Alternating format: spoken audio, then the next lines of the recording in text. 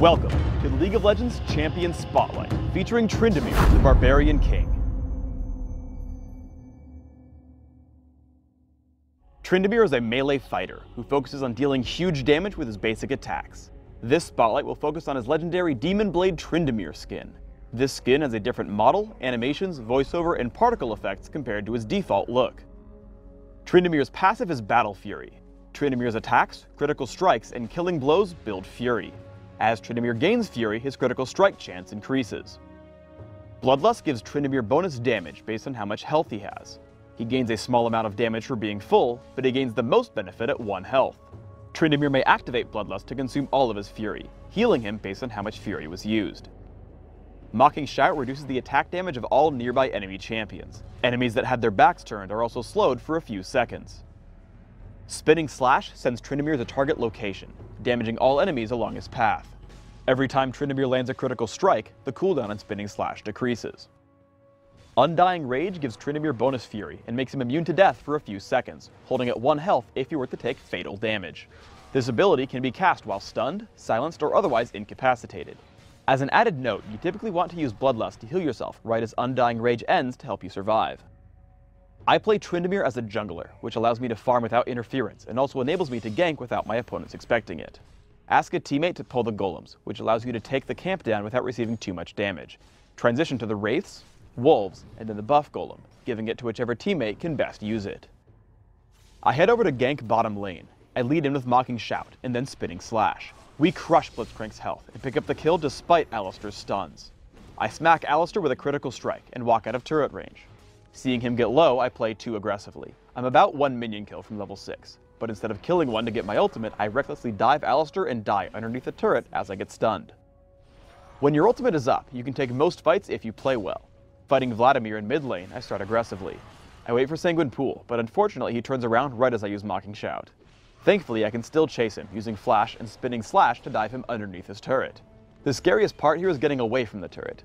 Right as Undying Rage is about to time out, I take a turret shot, then use Bloodlust, letting me take another attack as I walk out of range.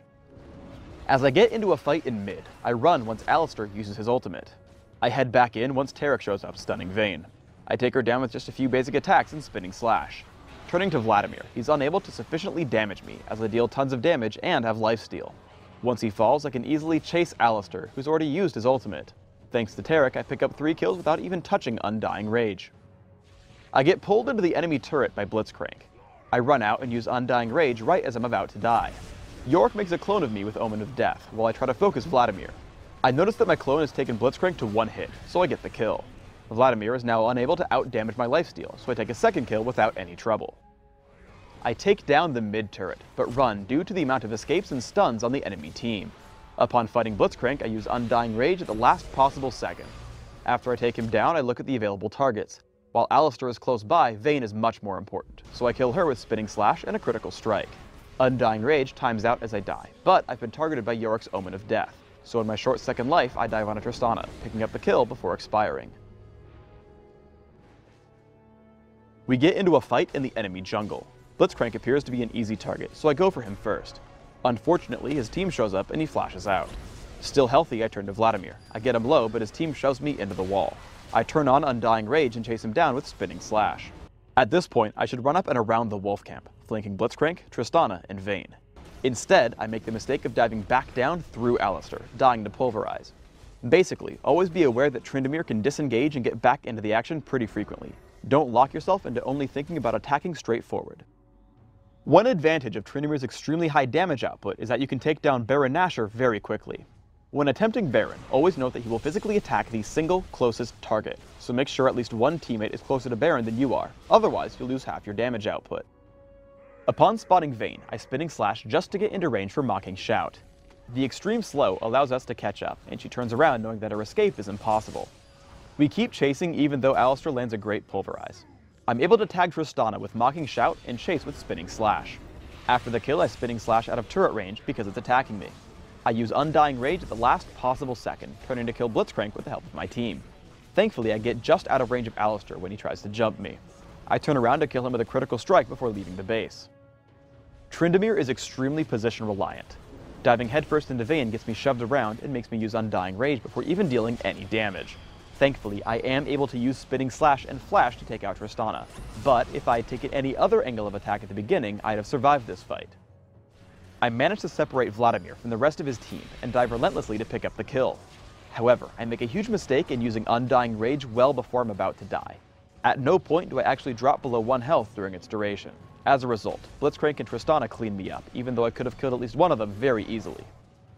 The single most important thing to do as Tryndamere is to dodge disruptive tanks. Here I know a teamfight will start, and I use Spinning Slash and Flash to jump over Alistar, heading straight for Vayne.